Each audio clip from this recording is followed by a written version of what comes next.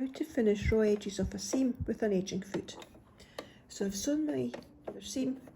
Now to neaten the raw edge, because if I don't it's going to fray. Most people would use zigzag. So first of all you want to clip away any little frayed bits and stray threads that there are already. Then I'm going to pop this into my sewing machine. I'm going to select my zigzag stitch and I'm going to use a width of 5mm. So I'm going to place the edge on my foot. Now I want the needle to go off the edge of the fabric and wrap the fabric edge. So I'm going to do some stitching using zigzag. And I'm going to show you what we get. So with the regular foot, the edge tends to be a bit scalloped. As you can see, the stitches are pulling in on the edge, making it look a bit scalloped. Sometimes it can actually feel quite lumpy. So I'm going to show you what an edging foot does. And if you've not heard of an edging foot, they don't come with every machine, but you may be able to buy one to go with your machine. They look a bit like this. Now they do vary slightly, but what they all have in common is that they have a little bar.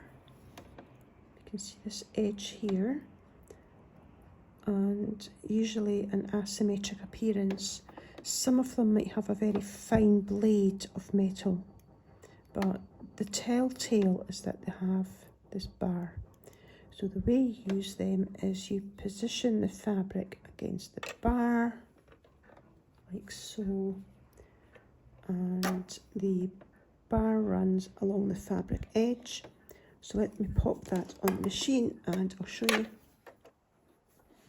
I've fitted my edging foot, I've repositioned my fabric.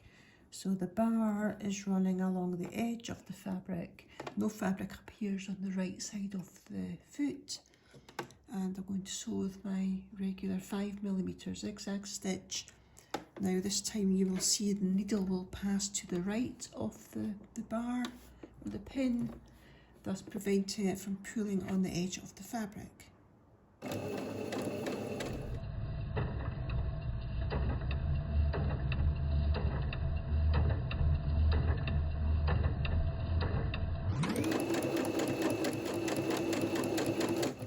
Something else I like to do when I'm zigzagging is turn my stitch length down to somewhere between 1mm and 1.5mm, and it just gives a closer wrap of the fabric edge, a cleaner look, and actually appears more like overlocking.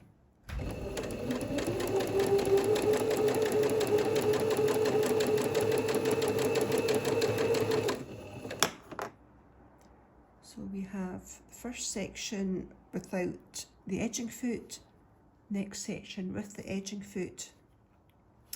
You can see that the stitches aren't nearly so pinched, and finally turning the stitch length down gives you more of an even appearance and looks more like overlocking.